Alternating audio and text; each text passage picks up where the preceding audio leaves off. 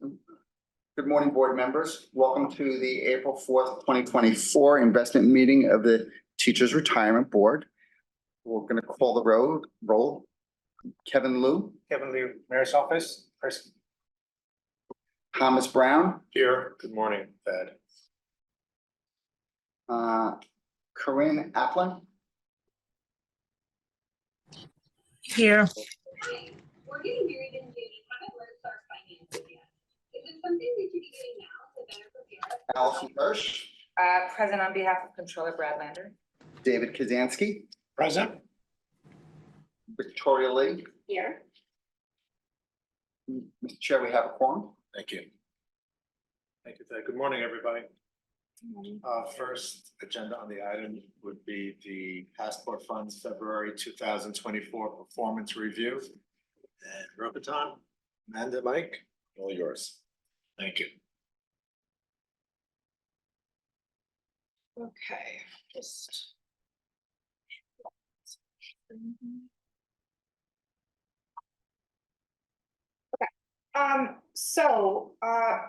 In terms of the month of February, we saw another strong month for risk assets continuing to rally despite higher bond yields during the month of February. For the S&P 500 index, representing U.S. equities, we saw a new high, the index up over 5,000 for the first time ever. And continuing to be dominated by those magnificent 7 tech stocks that we've heard all about over the last year, are really continuing to drive the results of equity markets. And we can see that in particular here in terms of the results of your sustainable equity fund, which does track that Russell 1000 growth index and is particularly exposed to some of those larger tech names. And so not surprisingly, over the last year, that has been your strongest performing option in the Passport Fund lineup, with a return of over 40% over the 1-year period. Although the fund itself has not quite kept pace with that very high flying index over the last year, again, dominated by a lot of those big tech names. In terms of the diversified equity fund, where the vast majority of your assets sit in the Passport funds, for the month of February, up 4.8%, and over the trailing year, up close to 25%. And pretty good mix in terms of the actual results within the diversified equity fund across both US, non-US, and emerging markets, all contributing to those results in terms of positive market drivers. The only other fund I'll call out is your balanced option, which is the most conservative choice in the Passport funds, and is about 70% fixed income. Returned 1.1% for the month of February, and was up over 10% for the trailing 1 year through the end of February.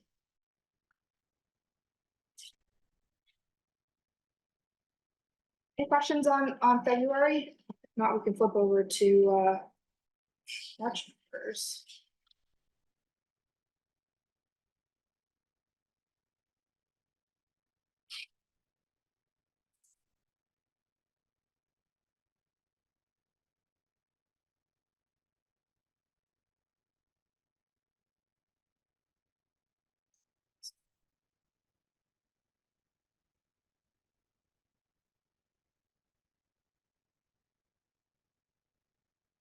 What's up for you?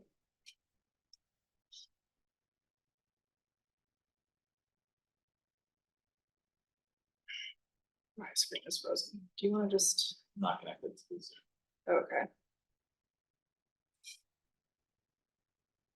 You can just speak to it. I think everyone has it on. Yeah, go ahead. Convene.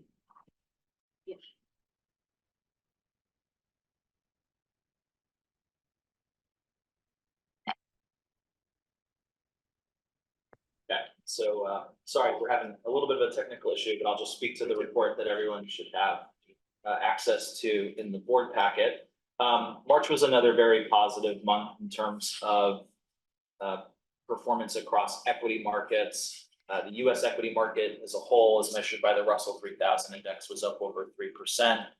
It's indicative, I would say, of the continued strength and sentiment of investors here in the US. While the Fed it feels at this point, kind of still remains dovish, but has put off possibility of cutting rates to later this year, and the market seems to have caught up to that view. The market performance has still been quite strong.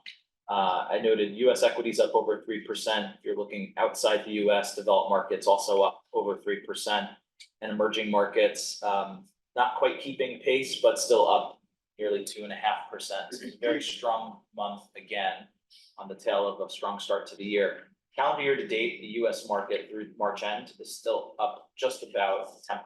So think about where we were coming into the year on the exuberance of the fourth quarter. That's really kind of continued, if you will, into 2024. The diversified equity funds hybrid benchmark also up over 3%, and calendar year to date, you'd expect also up over 10%. Balanced funds benchmark still up over 2% calendar year to date. International equities up over 4% year to date. And Amanda commented earlier on the strength of the US growth stocks in general, particularly driven by that narrow subset of companies who have benefited from the buzz around artificial intelligence. That the sustainable equity funds Russell 1000 growth benchmark was up over 11.4% year to date. So the story has continued strength in US markets, and we'll continue to keep the board updated on views. And I don't want to take too much away from Steve's discussion. You already killed it. Any questions on what we're seeing and hearing? Thank you. Great, thank you, Mike. That was by the way, the market 2024 market performance update. I forgot to say it before. We move now to the pension fund and the IPS review. Sure. So in 2 weeks ago, or longer than that, we circulated some updates to the IPS that, as folks know, the TRS bylaws and IPS require us to review the IPS every 3 years, I believe. We were actually a little bit behind, given transition, et cetera. The updates are relatively straightforward. We added the net zero commitments to the IPS in the form of an appendix. We also made just some changes within the body of the document, nothing major, just more changes that sort of more mirror the day-to-day work and functioning that BAM does. I don't know if Steve or Mike want to add anything. I don't think there's nothing controversial. No, maybe just a slight enhancement in terms of now that cash is a strategic asset or part of the strategic asset allocation at just 0.5% We did add a little bit more text in there in terms of the guidelines and objectives and risk variance tolerances. But no, other than that, just kind of cleaning up the language. Thank you. Any discussion, any questions? So I guess we take consensus. Do we have consensus to approve the IPS review? And then if I may, sorry. If I may, we'll have consensus to move it from the investment meeting. I think it's a policy matter. We'll put that on the EDR for the upcoming meeting. Correct. So if we get consensus now, then we move it on to the April 18th board meeting for a vote in the form of a resolution, I believe. Yes, that's correct. Thank you. Sure. So do we have consensus to move it to the board meeting? Yes. Yeah. Yes. Great. So let the record show that consensus was reached and it will be moved to the board meeting for a resolution vote on April 18th. Thank you. Next is the net zero annual implementation plan, implementation update and recommand. And Steve or John Adler, Mr. Adler, you want to go to that? Let's sit here, is that all right? And there's slides. Great, thank you. thank you, You're John. welcome. Okay, good morning, everyone. Good morning. Apologies for the technical difficulties. So what I'm gonna do today is a brief review of the 2023 net zero annual report, which is in convene, which you got, I think a couple of weeks ago. And go over two sets of recommendations stemming from that report and the net zero work that has been happening for TRS. So next slide, please. Keep going. Thank you, there. Okay. So starting with the annual reports and starting with the carbon footprints. So the bad but unsurprising news is that the scopes 1 and 2 carbon footprints for your public equity and corporate bonds portfolios increased in fiscal year 23. As you can see in these slides, you see the little uptick there. The TRS carbon footprint increased by 7.25%. So that leaves the fund at this, again, this is as of June 30th last year, about 10% short of your 2025 goal of a 32% reduction in greenhouse gases by 2025 from the 2019 start. You can see we're still lower than we were in 2019, but we got a ways to go to get to that 32% reduction by 2025. Okay, next slide, please. So now I'm gonna share with you some high-level results from the annual ESG questionnaire that we sent to all of your managers last year. We asked the managers to report on whether they measure the greenhouse gas emissions of their portfolios, whether they have adopted or intend to adopt in the next 18 months, at least for the assets that they manage on your behalf, a net zero goal, science-based targets, and or other decarbonization goals. So these are the results. We have two sets of results. One is the number of investment funds and one is the percentage of AUM. Keep in mind that some of your managers manage multiple funds on your behalf. So the numbers are similar, but a little bit different. So the good news, I think, is that 35% of your assets managers measure scope 1 and scope 2 emissions. And the current percentage of your AUM that either has or intends to set either net zero goals or other decarbonization goals is 42.5%. So that combines results that you show here. So a total of 42.5% of your AUM currently has net zero or decarbonization goals.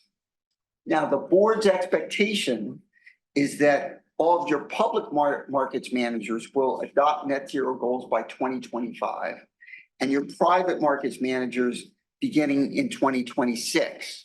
So, we're at 42.5, we have a ways to go, and we're engaging with your managers now to delve more deeply into where they're at, clearly communicate your expectations to them, and understand what their plans are. So we're focusing right now on public markets managers since the private markets doesn't kick in until 2026. And we're going to be sending out this year's questionnaire over the summer. We'll see how these results evolve over time. And for this coming year, for 2024, we'll provide a manager by manager report to you, at the end of the year, beginning of next year. There's a lot more data on the manager's responses to the questionnaire in the report itself. So I encourage you to read it and see for yourself. Okay. Next slide, please, Liz. So this shows the percentage of assets that have science-based targets. And it's the percentage of your financed emissions. So in other words, how much of the finance emissions in the portfolio have adopted science-based targets? So the number is, when you add the blue, is the actual validated targets. The orange is those companies that have committed to adopt targets but haven't done so yet. So the total is 36%, and that compares to 22% from the year before. So it's a significant increase. The goal that you set was 70% by 2025. So we're only about halfway there and we have 2 years to go. So it's going to be a stretch, but we're pushing on that. And so, that's where we're at. Okay, next slide, please. So these are some highlights of our portfolio company engagement over the past year. We started with utilities because that's one of the highest emitting sectors. And we sent letters to 35 utilities in which TRS owns shares, requesting that they adopt science-based targets. What has followed has been an extensive, stay on the same slide, please, Liz. We've had this extensive engagement with the companies themselves, with their trade organization, the Edison Electric Institute, and with its associated research organization, which is called EPRI, the Electric Power Research Institute. So this is an ongoing engagement seeking to get these companies to adopt science-based targets. And we're about to send similar letters to materials companies to begin engagement with that sector as well. Let me say that the implementation plan has also put a major focus on banks. Last year, we filed proposals at 5 banks that drew relatively low shareholder votes, about 13.5%. This year, we filed proposals at 6 banks, calling for them to disclose clean energy supply ratios. That's the ratio of their clean energy financing to their fossil fuel financing. And I actually have an update from when we did this deck, which is that after extensive engagement, in addition to JP Morgan and Citi, this week, Royal Bank of Canada agreed to disclose their energy supply ratio this year in exchange for us withdrawing the shareholder proposal. So we're now going forward at the other 3 banks with votes, which are Morgan Stanley, Goldman Sachs, and Bank of America. So getting 3 of the 6 to agree to this is really a significant accomplishment. The corporate governance team has been working really, really hard on this, and we're hoping to get strong votes at these shareholder meetings that start later this month. Okay, next slide, please. So under the implementation plan, the board charged BAM with recommending an initial approach to supporting a just transition in the investment process consistent with fiduciary duties by the 4th quarter of 2023. So this initial approach is contained in this annual report, 1 quarter late, and I apologize. We put a lot of work into this effort, and as with the implementation plan itself, we opted for taking extra time to try to get it right rather than rushing to get it to you by the end of last year. So the report has 3 pages on just transition, starts on page 14 of the report. This slide shows the definition. That's the bottom bullet, is the definition that we've adopted. We know this is an important topic for the trustees, so I encourage you to read through this section, and if you have suggestions as we further elaborate on the just transition work, we would love to hear from you. Okay, next slide, please. So last year, BAM fully implemented the board's directive from the net zero implementation plan to exclude prospective private markets investments in upstream oil and gas by adding language to the side letters for these investments. In the side letter provision, managers commit to either not make such investments or provide the boards with opt-out rights if they end up making them. So that is now fully in place and has all of your private markets investments now include that provision in the side letter. Okay, so next slide, please. This concludes my overview, really a summary overview of this annual report. I do encourage you to read through the whole thing in your convene, or at least read the executive summary. I know that reading a 30-page report is hard given everything that's on your plate. If you have any questions, I'm happy to take them now. Feel free to reach out if any further questions come up. There's going to be more, Liz, sorry. Any questions now? Okay, I'm moving on to the next slide. That's okay, Liz. So now I'm going to move on to the recommendations section of this presentation. And first up, we're going to talk about your investments in climate solutions.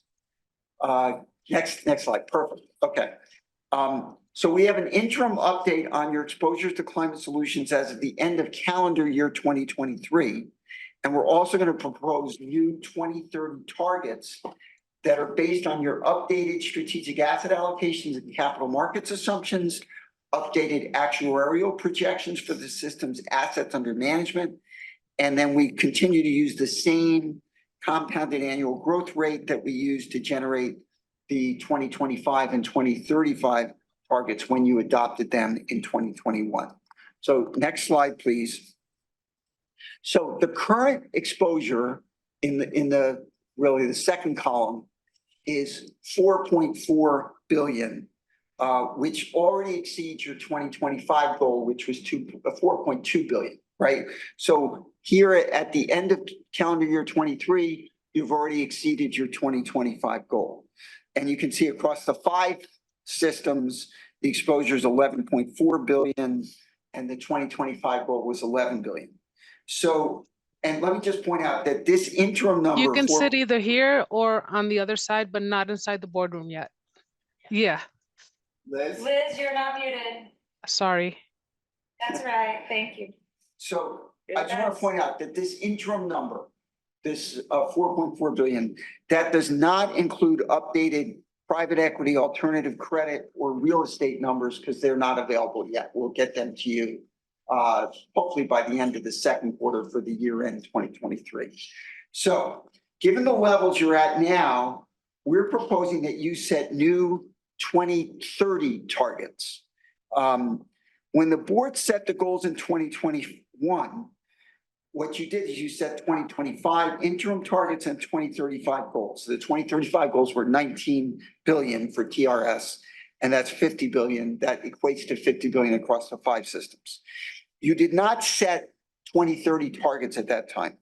The number you see here in the 5th column of 8.4 billion, that was based on the model's trajectory from 2021 to 2035, but you didn't adopt it.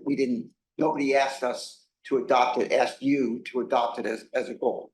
But now using the updated data, assumptions, and projections, the investment committee is recommending that TRS set a 2030 target of 10.5 billion.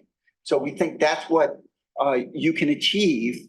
And we would propose that you consider this target when you take a vote on these recommendations, okay? Any questions on that? That would be an increase of.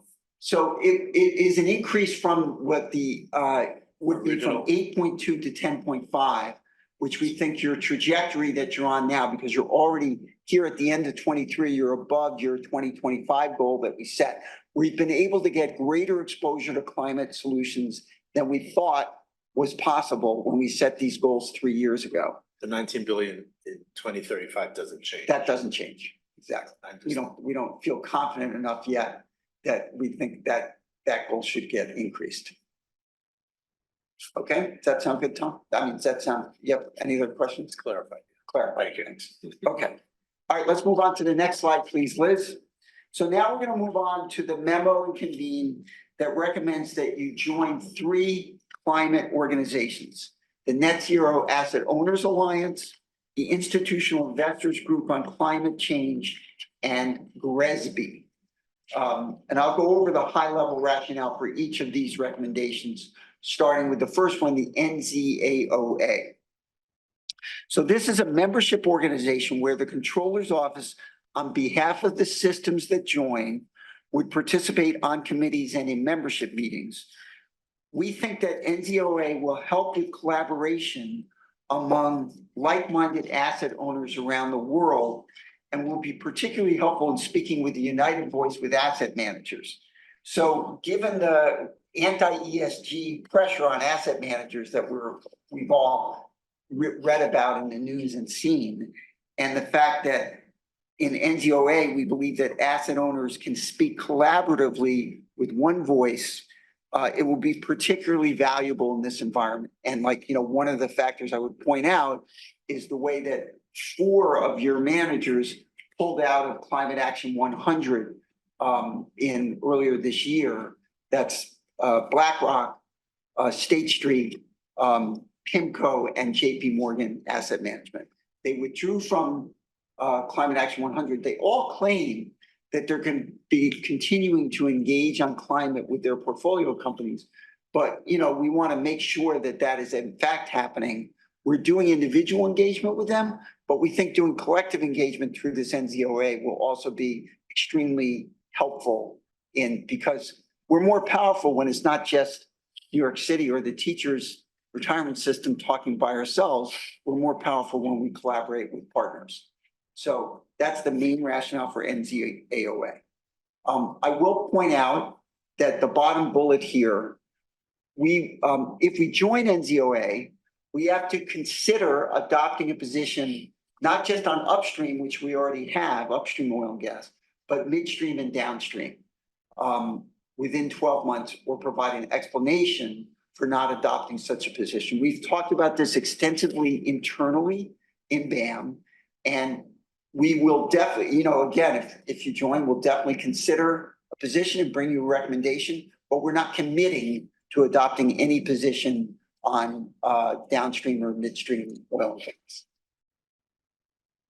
Okay? And membership in the organization doesn't commit you to It does not something? commit, it only commits you to considering a position. It doesn't commit you to taking a position.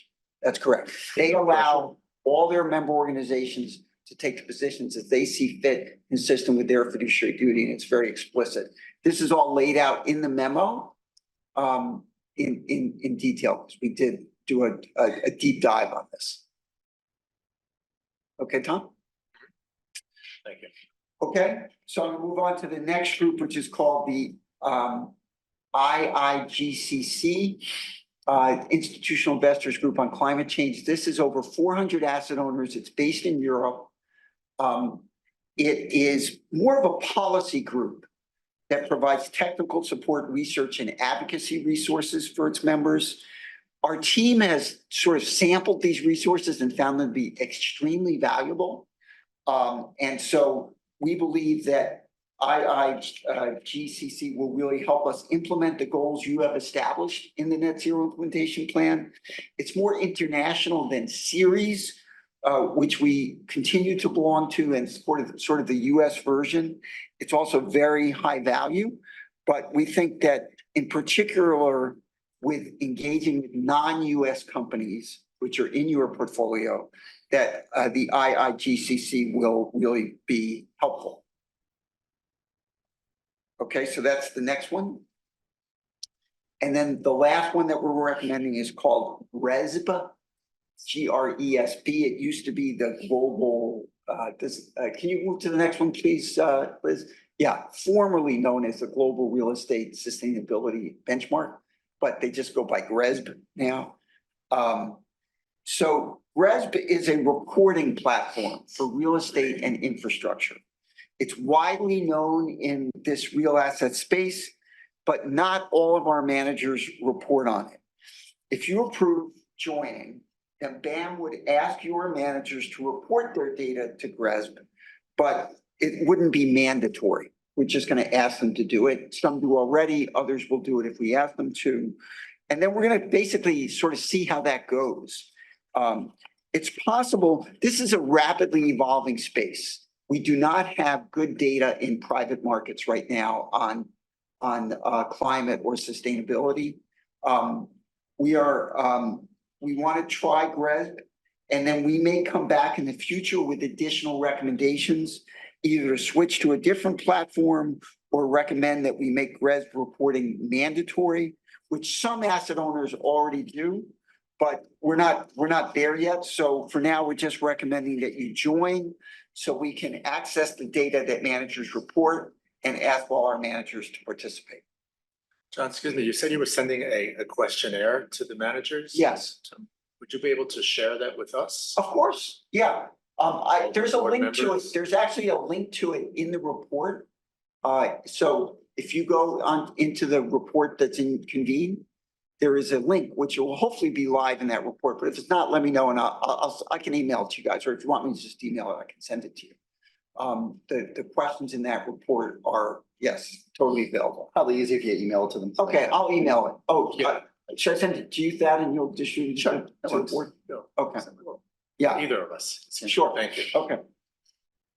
So just finishing up on these on these three organizations, the total cost of the three organizations across the three systems with net zero plans is about $52,000. It's actually in three different currencies. One's US, one's euros, and one's pounds. So it's about 52,000.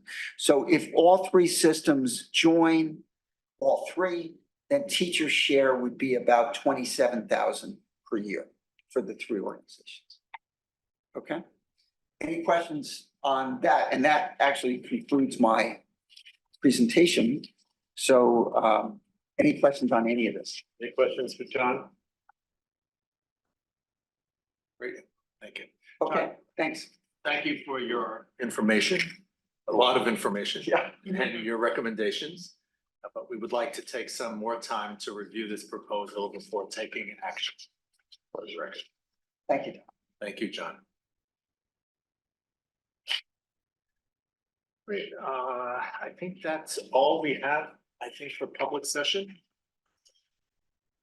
Do you have any questions or comments before we ask for a motion to go out of public? Great, so I will entertain a motion to go into executive session. So moved. Thank you, Mr. Kozenski, and is there a second? Second. Ms. Lee, it's been motioned and seconded, any questions? Comments? Great, all those in favor of going into executive session, please say aye. Aye. Aye. Those opposed, say nay. Any abstentions? We are now in executive session. We're back into public session. Thank you. Steve, I'm sorry.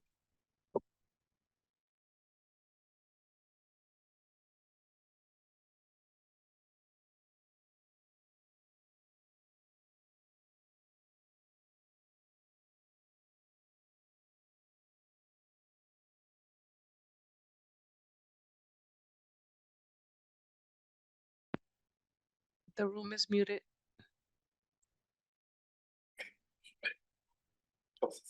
There was a private equity presentation, consensus was reached. There was a request for an advisor for portion of the portfolio, consensus was reached. There were three infrastructure presentation, consensus was reached in all three. An investment policy matter was discussed. Consensus was reached. Details on the above will be made public at the appropriate time. Great, thanks a lot. Thank you, Pat.